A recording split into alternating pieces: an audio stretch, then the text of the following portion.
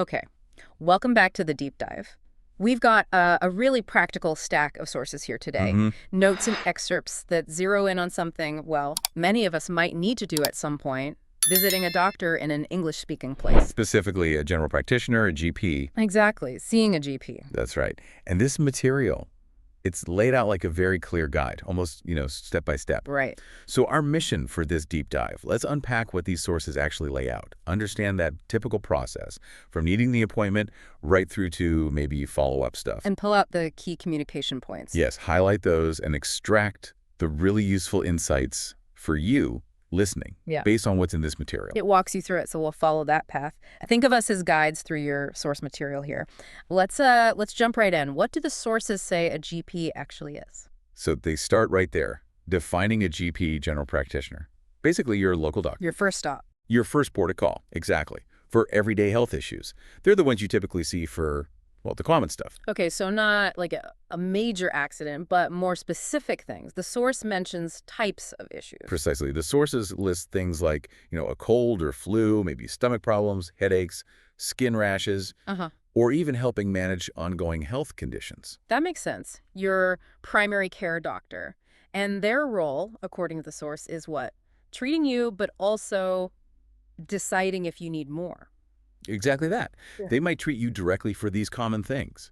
Or if they think your problem needs more specialized attention, they'll refer you, send you to a specialist. As sources use the UK as an example, saying most people there register with a local GP surgery. Got it. So you know what a GP is, what they handle.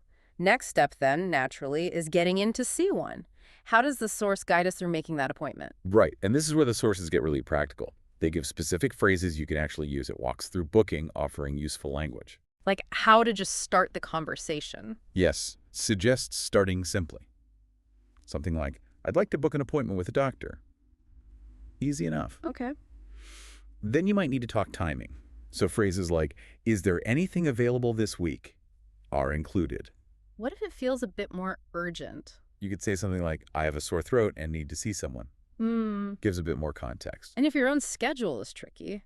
You can definitely ask about preferences. Can I get a morning appointment? Or sometimes you might ask, is it possible to speak to the nurse?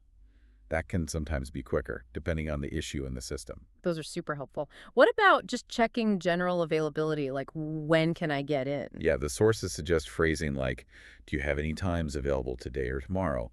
Or if you really need the soonest possible, what's the earliest you have? Straightforward. I like that the source includes a little role play scenario here. It shows how the conversation might actually flow. It does, and it's really helpful, I think. Shows the receptionist greeting you, you saying why you're calling booking an appointment. Then they ask why. Typically, yeah. Yep. They'll ask what the issue is, and you just give a brief description, maybe, like the example, feeling tired, bad cough. Okay. Then the receptionist offers a specific time, say, tomorrow at 9:30 a.m. And you just confirm. You confirm it works. Yep. Yeah. Highlights that basic back and forth. Pretty standard interaction. Right, okay, appointment secured. Now, the actual visit. What does the source say about arriving at the GT office? Or surgery, as they often call it, like in that UK example.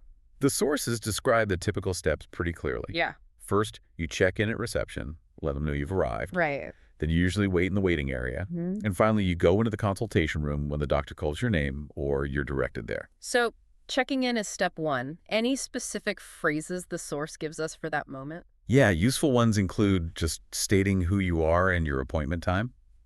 Hello, I have an appointment with Dr. Khan at 10. Or even simpler. Even simpler. I'm here for my 3.15 appointment. Just the time and maybe the doctor's name. What if you're waiting a while? Good question. The source suggests you could politely ask, could you tell me how long the wait will be? It also throws in a phrase for other tasks at reception, like if you moved house. Can I update my address, please? Simple, clear, covers the bases. And the practice sentences they provide just reinforce this, don't they? I have an appointment at 2:30 with Dr. Taylor. Or just, can I check in, please? Exactly. It's Oh. all about clearly stating who you are and why you're there at that moment. Okay. Now, this next part feels, well, absolutely crucial. The sources really emphasize it, Yeah. describing your symptoms. Oh, definitely. This is where you need to explain what's wrong, how long it's been going on, and, how bad it feels. Yeah, this is key information for the doctor. What kind of vocabulary does the source provide to help with this?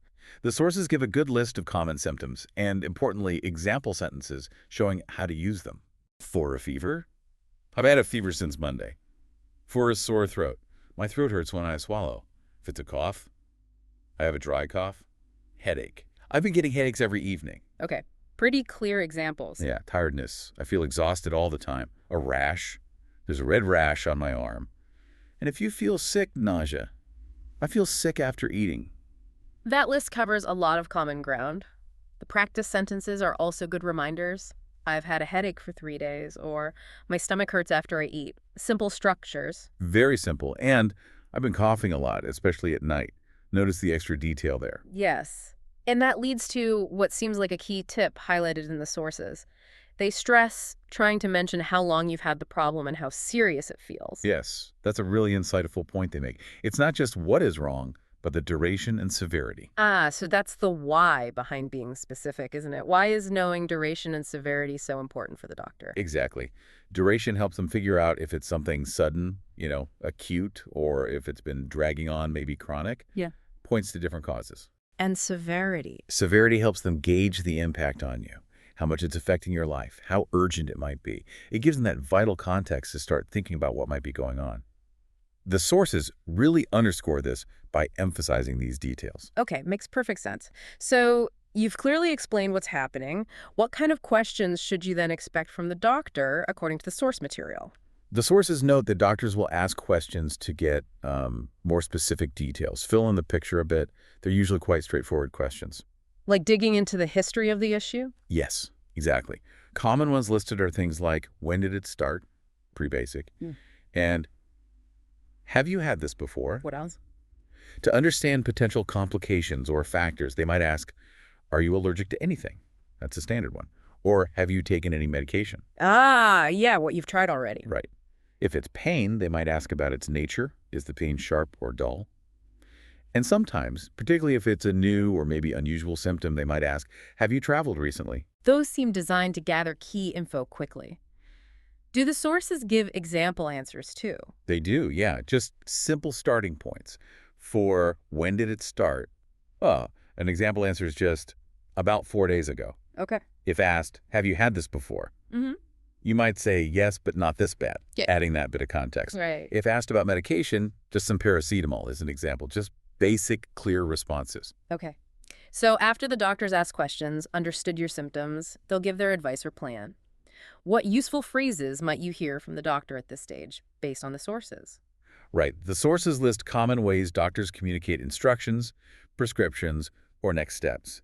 You might hear direct advice like, take this medicine twice a day. Standard instructions. It's our general care stuff. You need to rest and drink fluids. Yeah. They might also tell you when to seek more help. Come back if it doesn't improve. And if they can't manage it themselves in the GP setting. Then they'll mention a referral. I'm going to refer you to a specialist. That's quite common. And prescriptions. If medicine's needed, you might hear, I'll send your prescription to the pharmacy.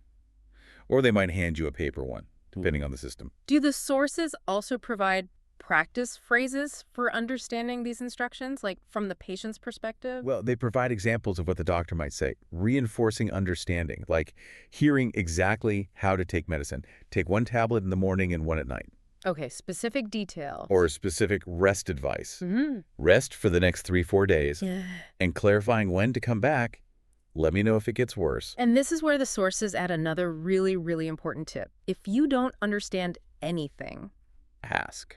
you have to ask for clarification. Absolutely vital. Mm-hmm. The sources empower you here, giving you the phrases. Could you repeat that, please? Simple. Mm-hmm.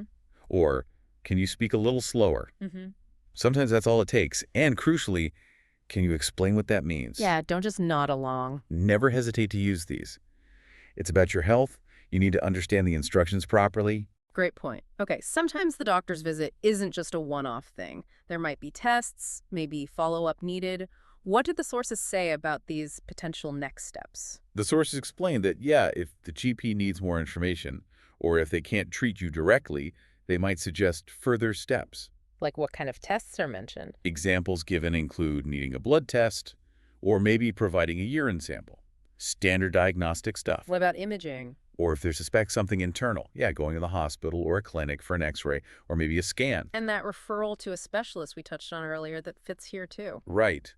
The sources explicitly mention seeing a specialist, giving examples like a dermatologist for skin issues, or maybe a physiotherapist for muscle and joint problems.